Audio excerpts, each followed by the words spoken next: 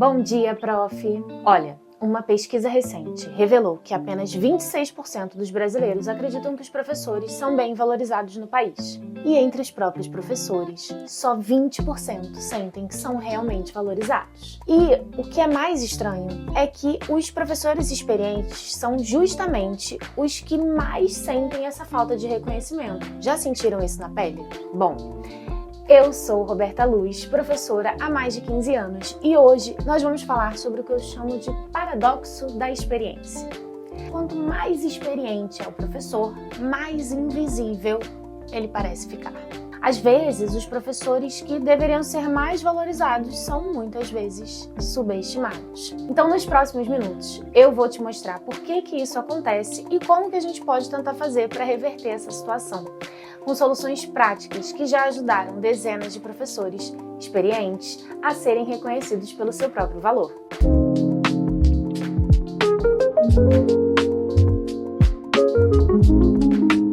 Vamos começar com uma realidade chocante? Segundo uma pesquisa de 2024, 8 em cada 10 professores já pensaram em desistir da carreira. E entre os mais experientes, esse número é maior ainda. Isso já aconteceu comigo. E aí eu te pergunto, por que isso está acontecendo? Por que esses professores vão se sentindo cada vez mais desvalorizados?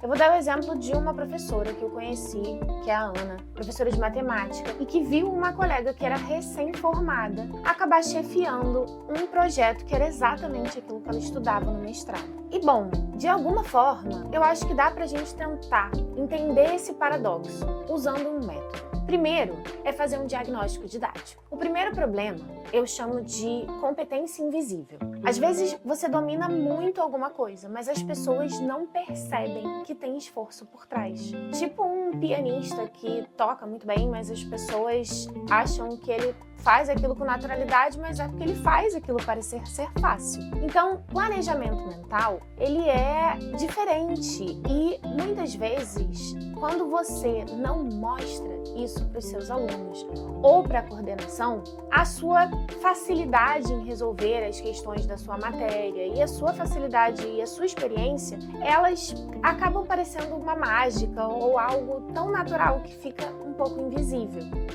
Esse é um caso. O segundo D é de direção estratégica.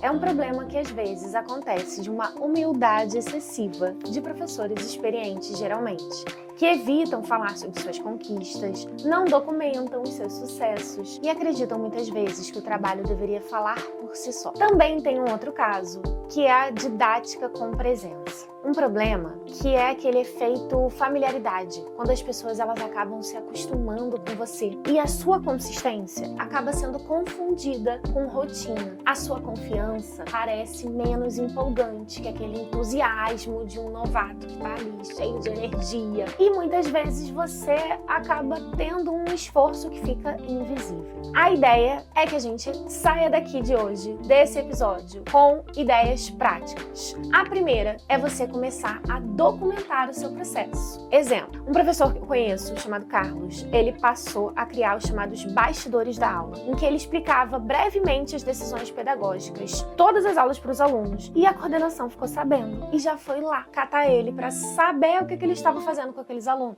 Além disso, vocês ainda podem usar uma segunda técnica, que é falar sobre você sem estar ali falando diretamente. Então você vai dizer assim, olha, não fala assim, fui eu que fiz isso aqui. Não, fala, gente, eu desenvolvi um método que depois que os alunos aplicaram, começou a fazer com que rapidamente eles melhorassem no aprendizado deles e conseguissem atingir notas mais altas. Percebe? Teve uma professora, Márcia, que eu inclusive indiquei de fazer exatamente isso e os alunos passaram a não só olhar aquela aula com mais interesse, mas ela também foi convidada pela coordenação para fazer uma palestra de formação dos professores da escola. Então percebam que são algumas práticas que vocês podem já começar a implementar que vão ajudar a tornar a sua aula e o seu trabalho mais visível. E eu acredito que você pode estar pensando por aí: ai, Roberta, mas isso não me parece muito natural.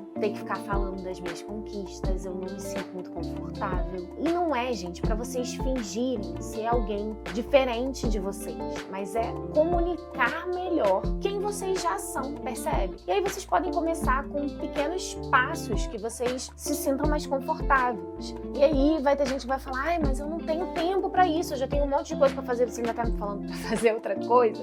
Eu falo: gente, não é ficar documentando a sua aula inteira, mas 15 minutos, você faz um registrozinho ali do seu trabalho, entende mais ou menos o que funcionou, o que não funcionou, e ali você já consegue começar a falar, inclusive, cada vez mais sobre o que você tem feito em sala de aula. Recapitulando aí, a gente falou sobre esse paradoxo de que a competência muitas vezes fica tão natural que parece invisível. Falamos de 3 problemas, que é essa competência invisível, a humildade excessiva de alguns professores e aquele efeito familiaridade.